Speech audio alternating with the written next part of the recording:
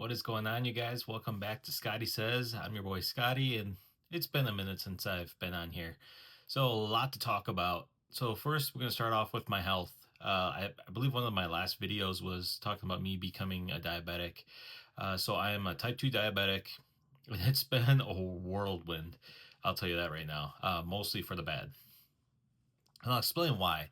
So, uh, but before that, before I get into all that, I was just finishing up my part-time job. I actually injured my leg on the last day of work. It took about 4 weeks to heal. I went to two different doctors. They just gave me all sorts of different issues. One doctor accused me of wanting to get prescription medication, which I never asked for. So they accused me of being a drug addict. Next one, really just didn't know. They were like, you could have a micro, like a small crack, a small fracture, hairline fracture in your shin bone. They're like, you could have some muscle issues, a tendon issue. Um, they were, and I just got fed up, and I was like, I'm just gonna just take it easy. And but it took about 4 weeks. So went through that, all while I'm going through the stages of type 2 diabetes and the treatment. And I followed everything to a T that my endocrinologist and my doctor were saying, which was a bad idea because not all doctors, I'm not trying to talk bad about my doctors, okay?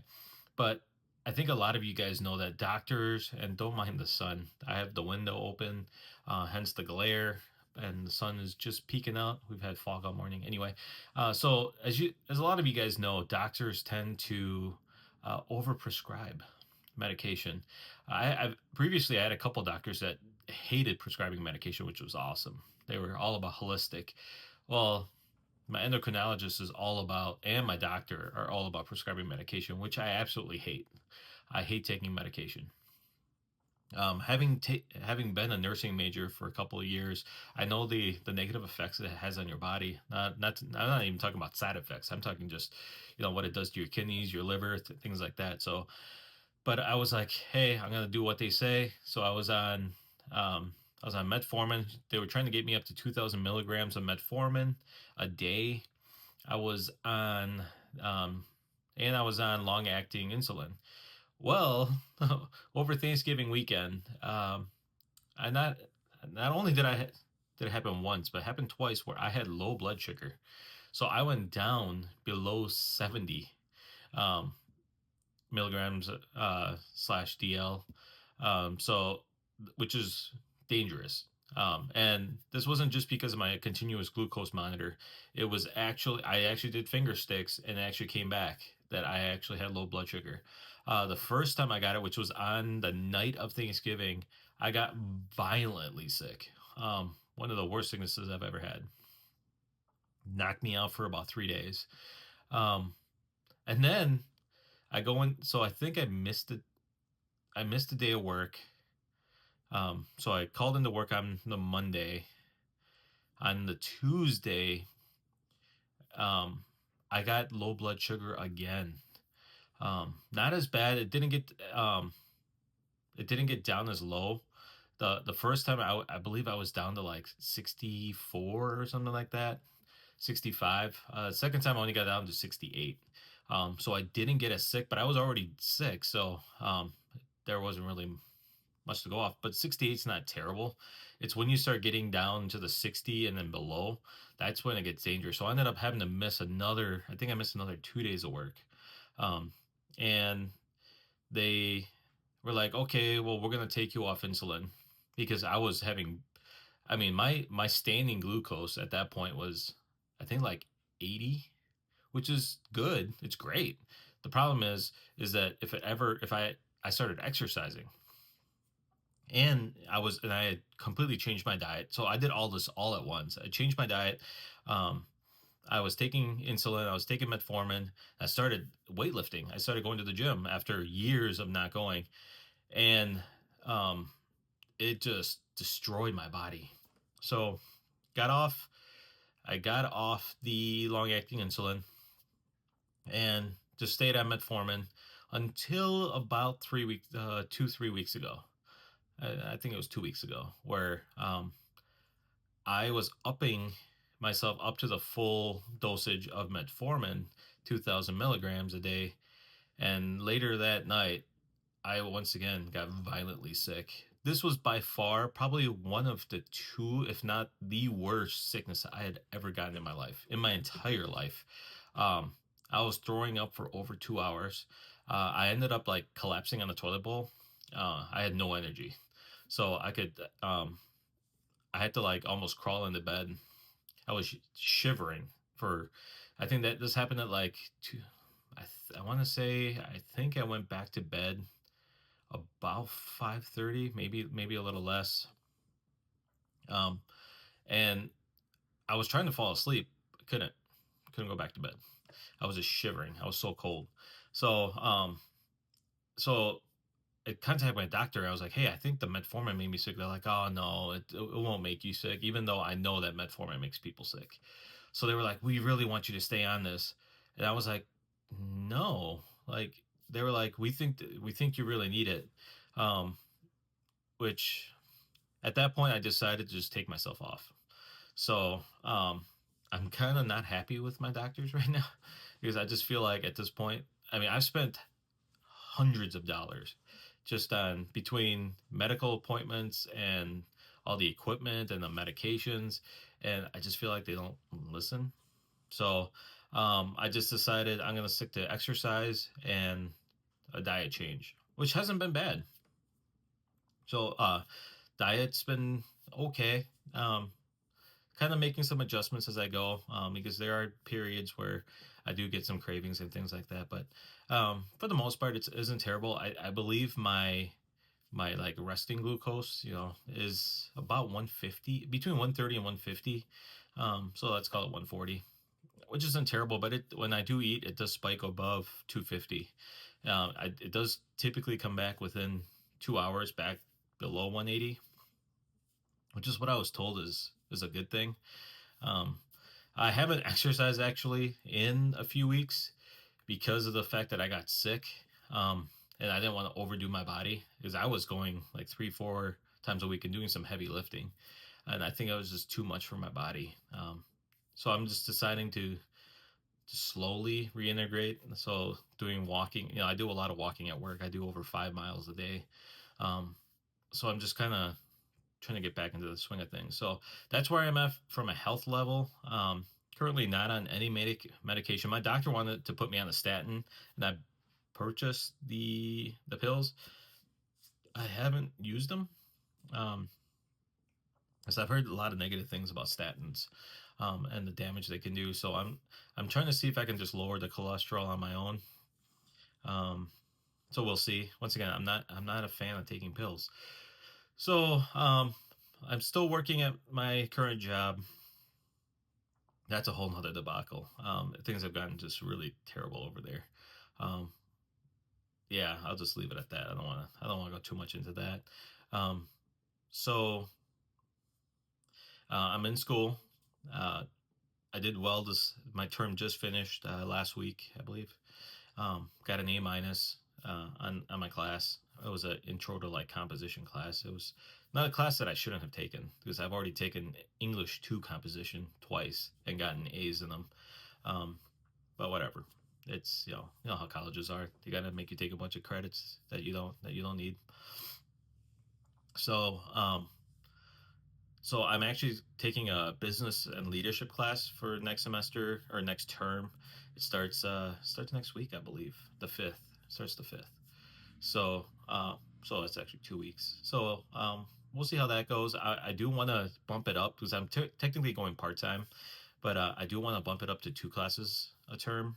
Otherwise, it's going to take me forever. It's going to take me like 3.5 years to get my bachelor's, even though I have 42 credits or something like that already put towards the degree. But it just when you're only taking 3 credits every 8 weeks, it's a slow go. So I want to try to up it so that I can take up to 36 credits a year. If that happened, I could graduate in a year and a half. Um, yeah, year and a half, or technically year and 2 terms. So that's like year and 4 months. So a year and a quarter. Um, so we'll see.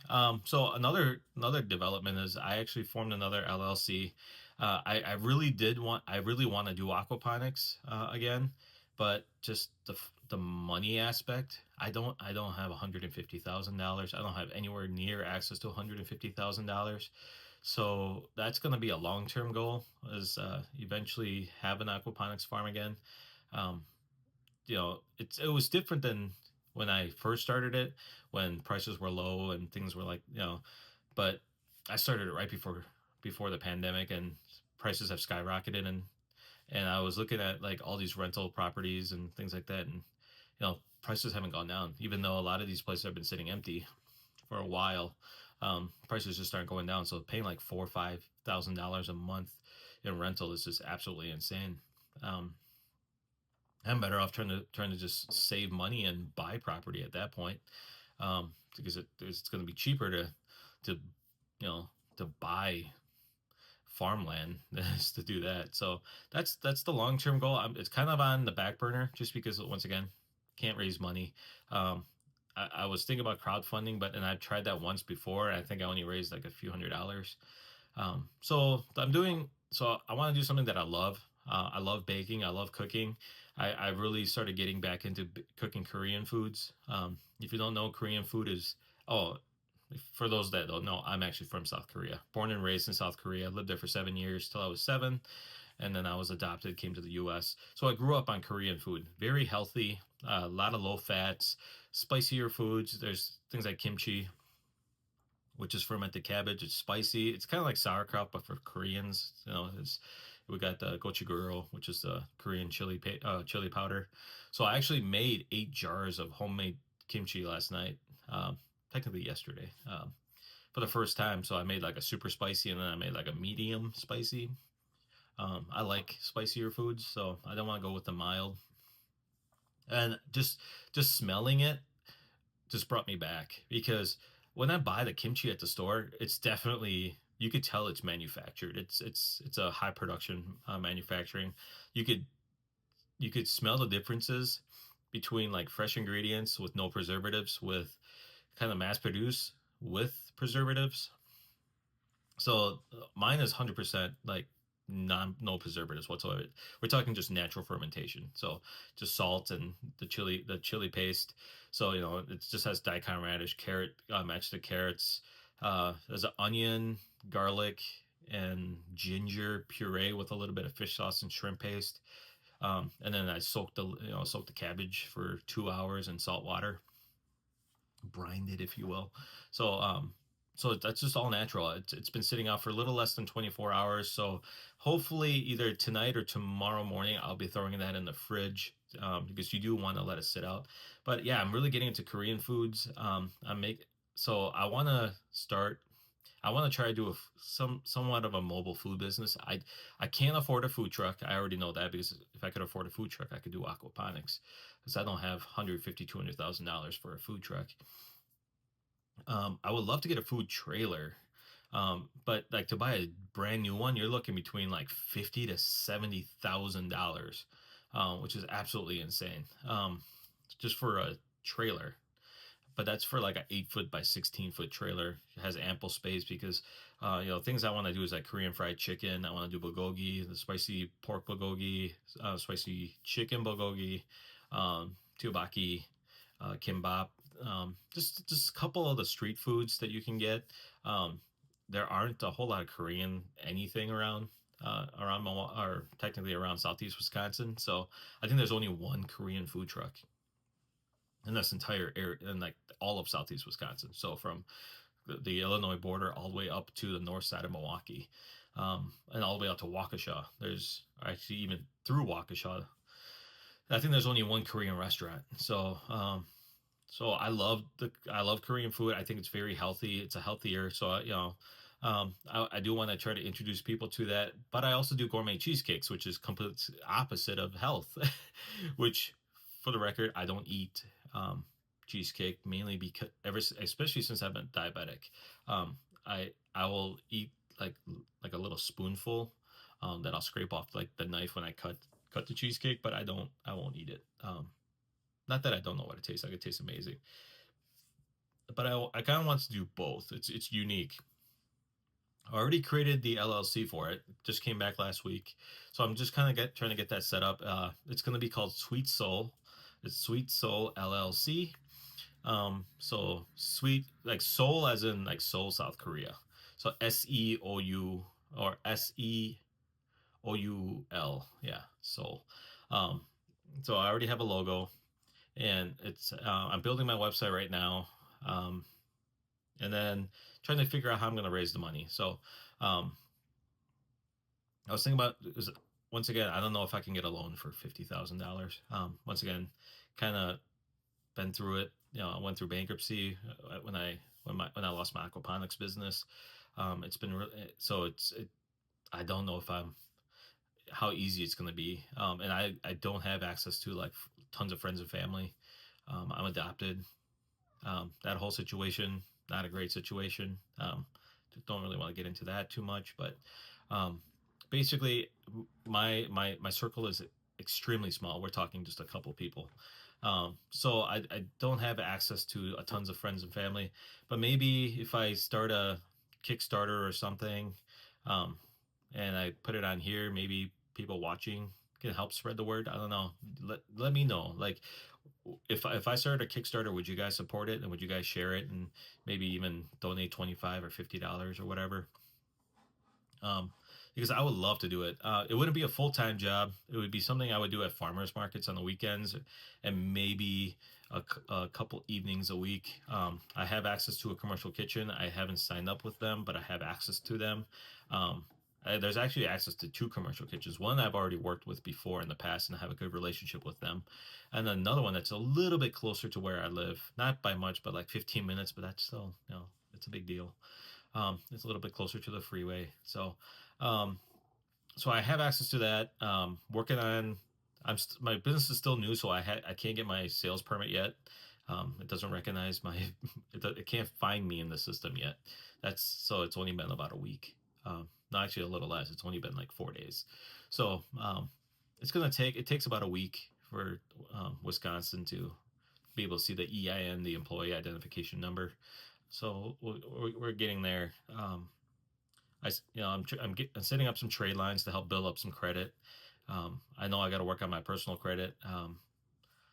That might also help if something happens on the job thing. Don't want to get into that too much. Don't want to spoil anything or jinx anything. So let me know what you guys think with that, with the business. I do actually have a page on Facebook, but I haven't really announced it. I haven't put it on. So I think I just have like bare minimum. Like I have a header and then a profile picture, and that's it. I have a web address, but the web address doesn't work yet. So like I said, I'm currently building the website, building the menu. I'm actually kind of playing around with various foods, but these are going to be authentic foods made from scratch. I'm not buying any marinades. I'm not doing all that. I'm actually making it from scratch, just like the kimchi. I'm making it 100% from scratch, um, and I eventually want to try to sell the kimchi. I made them in 32-ounce jars just because I hate the little tiny little jars that they sell at the store. They sell it for like $7 to $9. I was like, man, I can make a 32-ounce jar and I could sell it for like 12 to $15. It's far more of a value. I mean, who's eating a little tiny little pint jar of kimchi? I mean, anyone that knows, especially Koreans, we eat kimchi with every meal. I mean, I'm not eating kimchi with every meal because it's just I'm not in Korea and I'm not eating Korean food 24/7. But but it's just not enough. And kimchi, I mean, 32-ounce jar of kimchi should last me a good week to 2 weeks. And it's not like it technically really goes bad, it ferments. So it'll just kind of break down a little bit more every week, but it doesn't technically get bad. And if it starts getting like really tangy, um, you could turn that and make Korean fried rice, and that'll last another few days to a week, maybe if you freeze it. So there's a lot of. It's not like it's gonna go bad. So I might make smaller jars for the people that do like but maybe do like a 16-ounce jar and sell that for like $7-8. But I kind of want to stick to the 32-ounce jar if I can. Just kind of get a little more bang for your buck. I'm not trying to get rich here. I want to make good food at a reasonable price, um, and just make it a stuff that's zero preservatives in it. Um, it might not last as long as the crappy store stuff that you buy, but you can also taste the difference. So that's all I got for now. Once again, so diabetes, still have type 2 diabetes. I'm managing it holistically at this point. I'm in school, taking a leadership class. That's my next course. Hopefully, going to two classes starting in March to help speed up the process. Job, we'll talk about that later. And then we're really trying to work on this Sweet Soul LLC and the mobile food truck business. If I can't get a trailer, worst case scenario, at least a food trailer, I might just try to get a cheap regular trailer, a small one, by summer and do farmers markets through a tent. I'll get a griddle and get a little deep fryer, and then some food warmers, and then prep the food that way. It's still going to be expensive. So you're still talking a few $1,000s minimum. Probably without the trailer, probably like 4 to 5 thousand. With the trailer, probably another two, for a decent small trailer used. Otherwise, like it'd be nice to get a food trailer. Um, I've seen them as high for a used one for like 65 on locally. And then there's some terrible ones, which I really. And then someone was like, "Well, you could make your own. You're mechanically inclined." Yeah, but I live in a condo. I rent a condo. I'm not allowed to do work here. I'm not allowed to work on stuff here. Um, and that's just the condo policies. So it's not like my landlord. That's the condo association. So I can't like put a trailer here and then just start working on it and then cut stuff and do all that stuff. So I would have to go rent space to do that. Um, Plus, I'm not an expert on all the. I mean, I could figure it out with like trying to make sure it's all to code, but you're also talking about a lot of work. So I think at this point, I would rather have the professionals do it or get a professionally made trailer, um, and then kind of make some alterations to it, where maybe not use a gas generator, but use like a Blue Yeti solar generator, put some solar panels on the top. Um, and it's not because I'm like a big green guy, but I think just aesthetically, it would be better for the customers. You don't hear a freaking gas generator to making all that noise. So so yeah, if you guys want to help, let me know. Leave a comment for me, or if you want to message me directly. If you think that the Kickstarter would be a good thing, where maybe I'll send you out some kimchi or something, or we can figure something out. Especially if you're local. If and by local I mean like Southeast Wisconsin, or even all the way out to like Madison and up to Sheboygan, and Fond du Lac. Like I could easily figure out ways to get food out to you, and whether it's like a year supply of kimchi sent out to you or something like that. Just let me know what you guys think. What you guys and if you guys would be willing to help support me, spread that awareness, share the link. So just let me know. So I hope you guys had a really Merry Christmas for the non-Christians. Hey, I hope you have a great holidays. Um, and I hope you guys are spending time with your families and finding a real reason to celebrate the holidays. Um, so you know, here's to the upcoming new year. Here's hoping to a better 2026 than especially for a lot of those that hurt a little bit during 2025. But let's be optimistic for a better 2026. So let's all rally around that. I hope you guys have a great holiday and have a happy new year, and I'll see you guys soon.